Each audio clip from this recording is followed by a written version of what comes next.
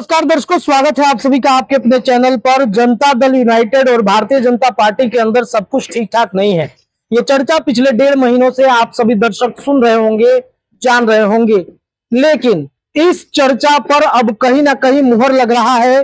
Janata Dal United के कई सांसद, कई जो नेता है, कार्यकर्ता है, वो नीतीश कुमार की एक्टिविटी देखते हुए भारतीय जनता पार्टी के प्रति जो नाराजगी दिख रही है वो कहीं ना कहीं वो बयान करते हुए दिख रहे हैं।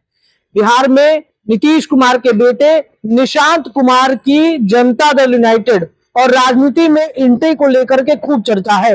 जब से नीतीश कुमार के बेटे निशांत कुमार की जदयू में एंट्री की बातचीत हो रही है, तब से ये चर्चा तेज हो गया है कि बिहार में कुछ बड़ा होने वाला है।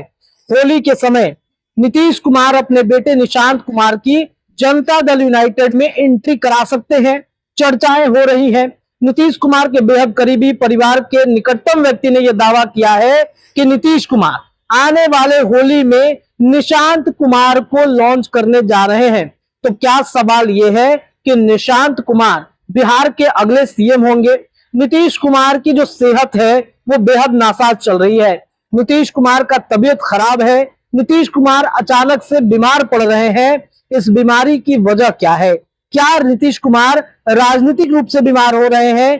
बीजेपी से उनकी नाराजगी आखिरकार क्यों बढ़ी हुई है?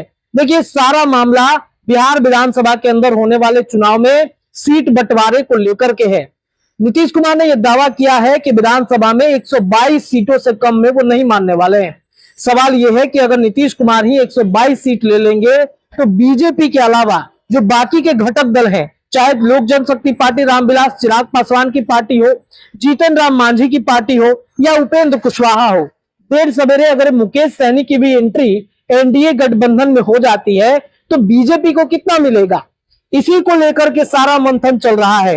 नीतीश कुमार ये जानते हैं कि भारतीय जनता पार्टी में रहते हुए, एनडीए गठबंधन के साथ रहते हुए उनको मनचाही सीट नहीं मिलेगी।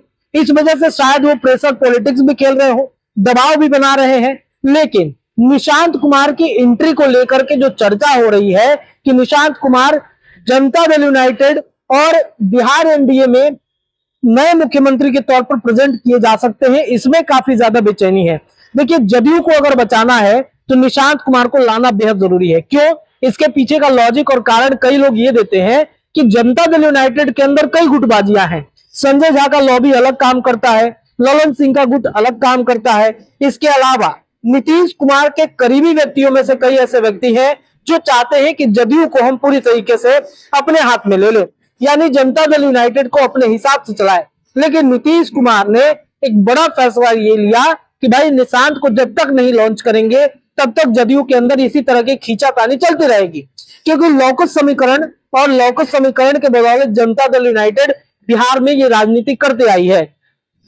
तो नीतीश कुमार का अगर कोई करीबी व्यक्ति उनके सिंहासन पर बैठे तो जदयू बच सकता है, जदयू में भगदड़ नहीं मचेगा, जनता दल यूनाइटेड के नेता भागेंगे नहीं। और इस वजह से नीतीश के जो करीबी व्यक्ति हैं या नीतीश कुमार को जो चाहने वाले हैं वो ये चाहते हैं कि निशांत कुमार की एंट्री बिहार की राजनीति में हो जाए।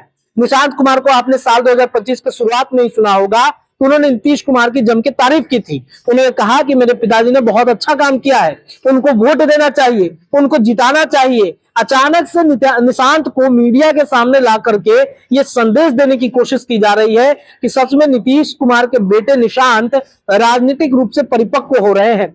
अब इसी वजह से बेचैनी बाकी के जो गठबंधन है या बाकी के जो नेता है उनमें मच गया है। पहले से दावेदार मुख्यमंत्री के तेजस्वी यादव लगातार मेहनत कर रहे हैं। चिराग पासवान की अपनी राजनीति है। इसके अलावा भारतीय जनता पार्टी चाहता है कि भाई हमारा मुख्यमंत्री बिहार में इस बार बने। इस वजह से अमित शाह का बयान आप सुनिए। अमित शाह कहते हैं कि नीतीश मुख्यमंत्री होंगे या नहीं होंगे ये पार्लियामेंट्री बैठक तय करेगा। इस वजह से नाराजगी हो गई थी। अब नीतीश कुमार के बेहद करीबी एमएलसी गुलाम गौश ने यह दावा किया है कि एनडीए गठबंधन में सब कुछ ठीक ठाक नहीं है। आप गुलाम गौश के उस बयान को आप सुनिएगा, जिस बयान से आपको स्पष्ट हो जाएगा कि एनडीए टूटने वाला है।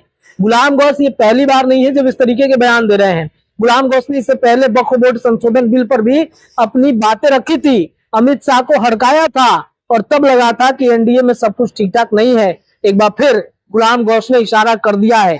आप बयान सुनिए, उसके बाद आप खुद तय कीजिएगा कि क्या हो रहा है बिहार की राजनीति में। पूरे बयान के साथ हम आपको छोड़े चलते हैं, जुड़े रहिए अपने चैनल पर। धन्यवाद।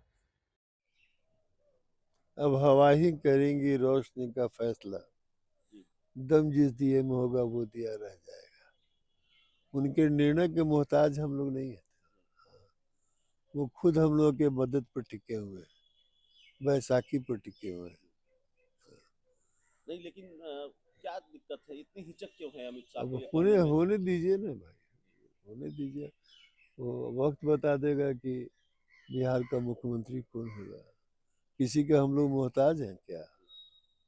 2025 से 30 नीतीश कुमार ही होंगे। नीतीश कुमार के अलावा है कौन बिहार में? कोई है क्या? भारतीय जनता पार्टी के नेताओं की तरफ से बयान आते हैं कि अब बीजेपी का मुख्यमंत्री होना चाहिए, अपनी सरकार होगी तब कलेजे को ठंडक पहुंचेगी। ये दूसरे का सरकार है, इसमें शामिल नहीं है क्या? मुख्यमंत्री होना चाहिए। सपना है मुझे, ये होने वाला नहीं है। नीतीश कुमार के बेटे निशांत हैं सर, उनके राजनीति में एंट्री की चर्चा बहुत लंबे वक्त से चल रही है और एक बार फिर कहा जा रहा है कि होली तक वो राजनीति में आ सकते हैं। देश का कोई भी नागरिक जो देश की सेवा में यकीन रखता है, जो देश के लिए कुछ करना चाहता है, तो कोई भी राजनीति में आ सकता है, कोई रोक कुछ थोड़ी है, लेकिन मंशा होनी चाहिए।